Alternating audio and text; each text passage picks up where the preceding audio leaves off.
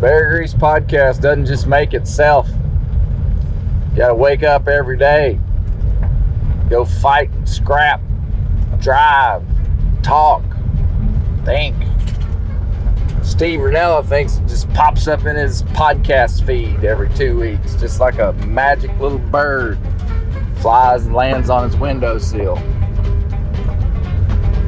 Now we're out here grinding.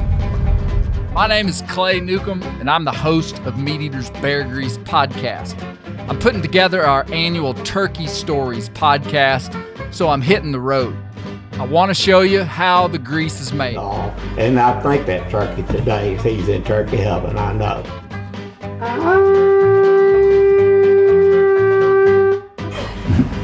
But anyways. I said, all right, Co-Daddy. I said, you just stay right here. I said, I'll be back in just a second.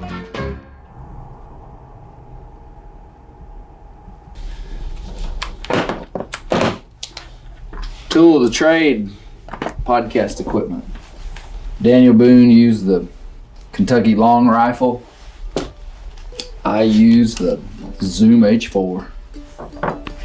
So it's about 6 o'clock and I had to work all day doing podcast related stuff. I'm driving to Dumas, Arkansas tonight, gonna stay in Dumas. Tomorrow morning, I'm driving from Dumas to the Mississippi Wildlife Museum in Leland, Mississippi. And at the Wildlife Museum, I'm meeting multiple people who are gonna tell me turkey stories. This is my life, man. Like, people hear the podcast, they might see me doing stuff in other parts of MeatEater, but all that is like not what I do. This is what I do. I get in my truck and go. One thing that I have valued from the very beginning was face-to-face conversations with people. I don't think they can be replicated. You can't do it on a computer screen and get some of the intangible stuff that I'm interested in. So I'm going on a road trip to get turkey stories. Right, it begins. Got about a 4-hour trip tonight. And hey, if you think that the Bear Grease Podcast is all filmed in a truck, you'd be right most of the time, except on these long road trips. I mean, I just gotta take my wife's little Kia. Gets so much better gas mileage. I'm a little embarrassed to drive it. I'd rather be driving the Chevrolet.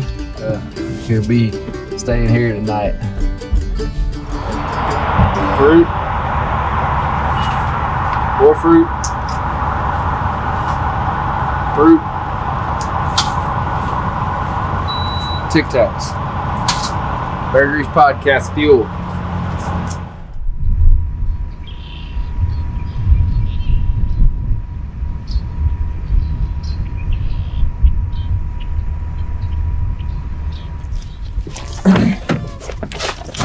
I'm in Dumas, Arkansas right now. Drove here last night from my house.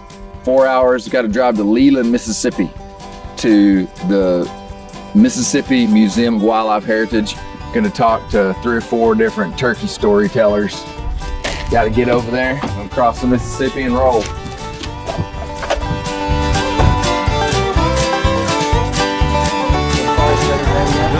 Mr. Gus. Your first name? Clay. Clay. All right, Clay. Yes. Bill Bear, how you doing? Good to meet you. Thank you guys for coming. Yeah. I trusted, I told Billy, I said, I need turkey stories, and he said, I got people. So, What's going on? hey, Mr. Billy, how are you? I don't know how old these others are. They all Good to see you. Thank you. Weren't you on that MeatEater show? Yeah, why don't you just tell me your name and like maybe when you started turkey hunting, a little bit of history. Okay, well, I'm Gus Paralisi. I'm 81 years old and I've been turkey hunting for about 50 years now. My name's Roy Stubbs.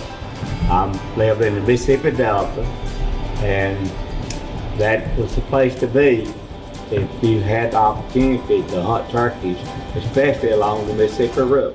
My name's Bill Baird. I'm from Indianola, Mississippi. I guess if I remember the first turkey hunt I went on with my father, I was about 12 years old, had a 16 gauge Browning, and I think the first time that we went, he set me off by myself and I missed a turkey.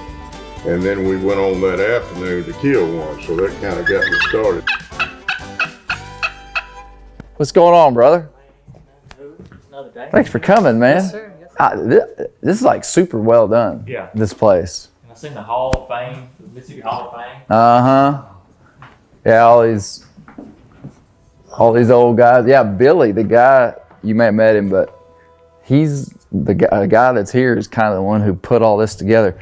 Like went to these people and Right. yeah, most of these guys are dead. That's right. But the ones we used to think of like we wanted to be like or try to be like. yeah. I remember seeing the wing bones on there. You know, I remember killing my first Boatland bird with a wing bone. Really? A homemade wing bone. Uh-huh. All right, guys, I'm David Ellis. I grew up in West Point, Mississippi, where turkey hunting was a pretty big deal. I got started late in life, probably around 19 years old, and only because my brother, he killed the first turkey. I didn't even know there was turkeys walking around in the woods. I got on the other side of that ridge and I took off, and as I got closer, I could see them spinning full strut.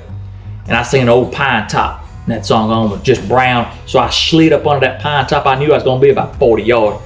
And as I raised up and went to shoot them turkeys, it was boom. And everything got dark. And I knew I didn't pull the trigger. I didn't think I did. But I felt blinded. I felt the pain. I could feel the sweat. And there's a little bit of blood. Let me hear your best gobble. Owl hoot. Give me owl hoot.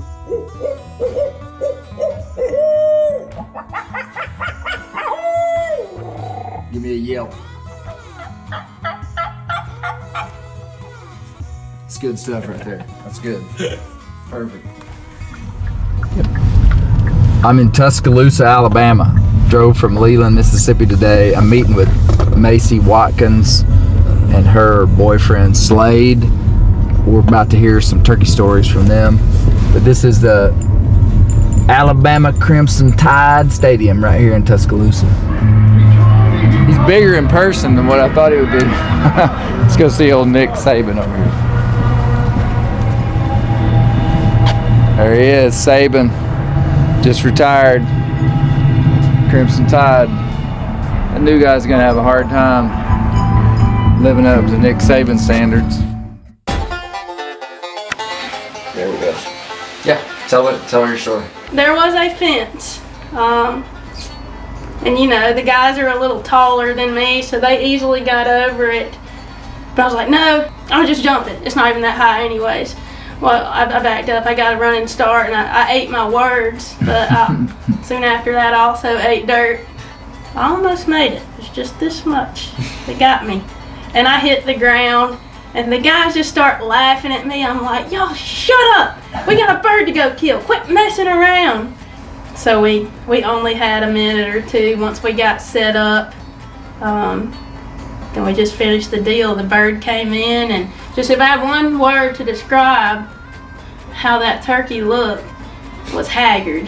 He was just rode hard and put up wet. And actually he was wet because it had started raining pretty good at that point. After 3 days of hunting hard and coming up short, became one with the turkey because I was also rode hard and put up wet.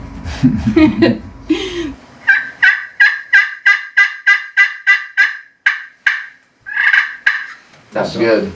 Sounds good. I just left Macy Watkins and Slade's. Got some stories from them in Tuscaloosa. I'm headed to Birmingham tonight. Gonna spend the night in Birmingham. Wake up early in the morning. Drive to Cleveland, Tennessee. Got to be there by 10 o'clock to meet my undercover agent buddy Russ Arthur. So the road trip continues, man. Bear Grease Podcast. This is what it is. I wish it was more glamorous. I wish I could ride a mule everywhere that I went. But no, I'm driving in a Kia.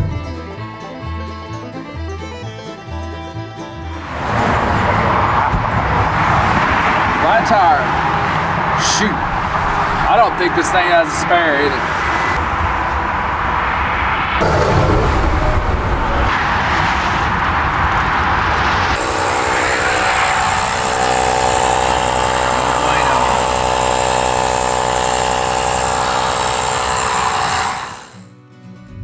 got the tire fixed, had a stranger stop and help me on the side of the road.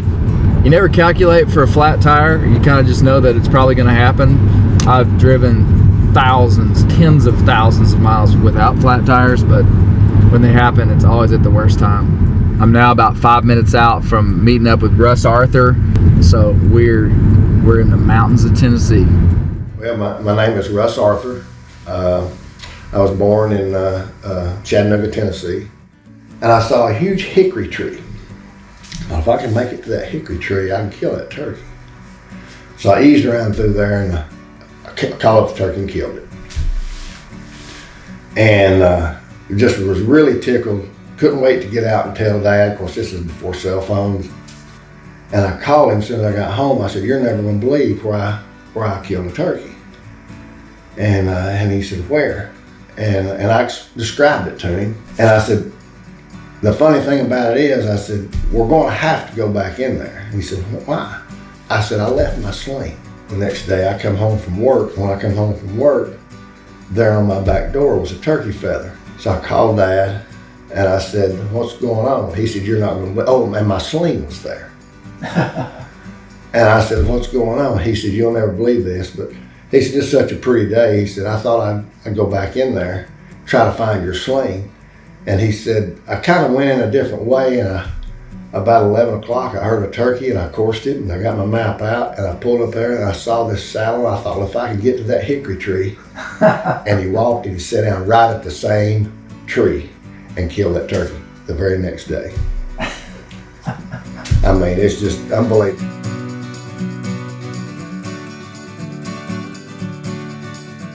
When a hound hunter dies here, the old men at their graveside, the last thing we do before we bury them is we tell about the hunting horn and the calling in the dogs, and then we blow the horn symbolically to call their dogs in for the last time.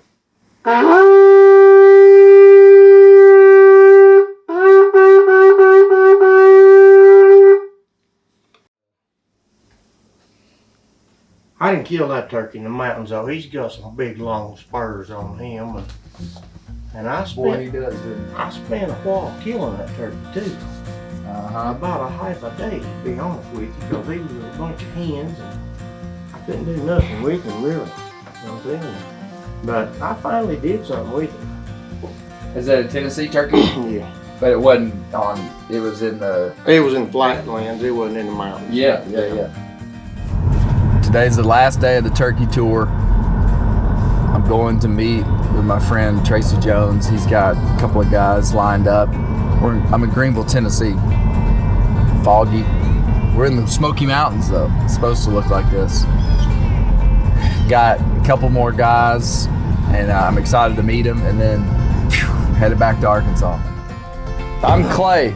I'm Chris Hobson. Good to meet you, Chris. You, I suspect you're the turkey man. Well, yeah, I guess. I don't want to toot my own horn, but I'll do like turkey man. I said, the first chance you get to shoot him, you know, and he had the crossbow. And I said, you see his beard right there, and I said, you shoot right toward that beard. And of course he'd been coached to do that. And shot him and put him down immediately. You know how they flock, you know, when they're dying and stuff. Well, when that happened, you know, it just broke loose. I mean, how many turkeys are here now? You know, there was probably 5 or 6 jakes, and then it could have been 6 or 7 longbeards. Well, they just jumped on the turkey that was down and just started flogging him, you know. And then they started in on the decoys. You know, they just, I mean, even knocked over one of the jake decoys, knocked it over, you know, quite a ways. I was figured it was going to booger him up, you know.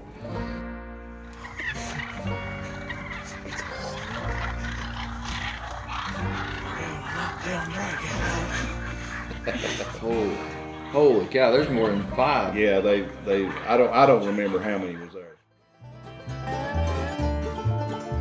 I'm leaving East Tennessee. The turkey tour is over. Had met some incredible people, heard some great stories, but this is probably the best thing that I got was jar of pickled okra. Headed back to Arkansas happy, and I'll probably eat this before I get there.